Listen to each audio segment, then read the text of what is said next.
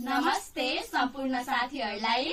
अनि धेरै धेरै धन्यवाद मेरी छोरी अस्मिता अनि अमृतालाई मदर डेको दिन मलाई आमा औँसीको दिन यस्तो राम्रो प्याकिङ गरेर अनि यहाँ गिफ्ट उपहार दिएकोमा। अनि यो प्याक त मलाई यस्तो अचम्म लागेछ नि, यस्तो पानको पात राखेर अनि यस्तो तिम्रो चाहिँ कलालाई मैले मान्नै पर्छ। म त हेरेकै फेरि है यस्तो राम्रो छोरी अस्मिताले बनाउन सक्लिन् जस्तो चाहिँ मलाई लागेको थिएन।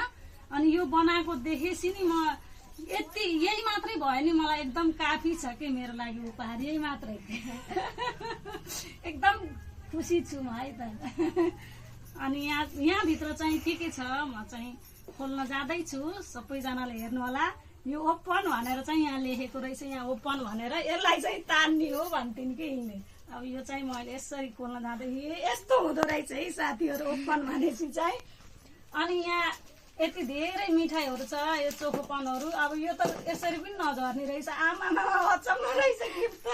लाई साथीहरू यो मदर डेको दिन दिएको यो मैले खाएर तोड्दिनँ, हजुरहरूको लागि नि स्पेसल हो, आउनु होला। आमामा ए भगवान यसरी खोल्ने हो मलाई थाहै नै, म धेरै खुसी। कति खुसी है म त। अब चाहिँ म गिफ्ट खोल्न जाँदैछु। सुरुमा चाहिँ यहाँ रोज फुल रहेछ दुईटा, छोरी अस्मिताले दिएको मेरो लागि। म धेरै खुसी छु, थ्याङ्क यू सो मच। अनि यहाँ पनि अर्को फुल रहेछ, यो आफैले बनाएको फुल होला।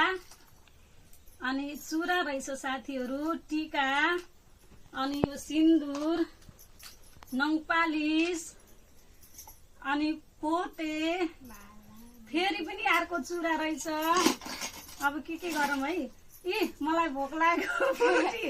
अनि बिस्कुट, आजलाई नास्ता नि पुग्ने भयो है।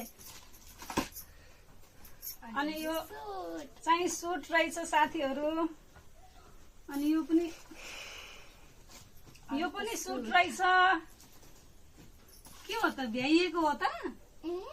आमामा पुग्यो यति भएपछि मलाई 1 वर्षलाई ढुक्क पुग्यो नाइ। अब कहिले ल्याइदिन्छौ त?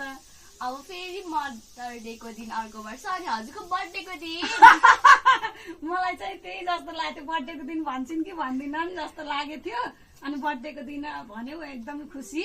अब चाहिँ मलाई छोरी अस्मिताले फेरि बर्थडेमा अझै ठुलो कार्टुनमा है त, यो त सानो अझै ठुलो फेरि पनि धेरै धेरै धन्यवाद। अनि मेरो छोरी अमृता अस्मिता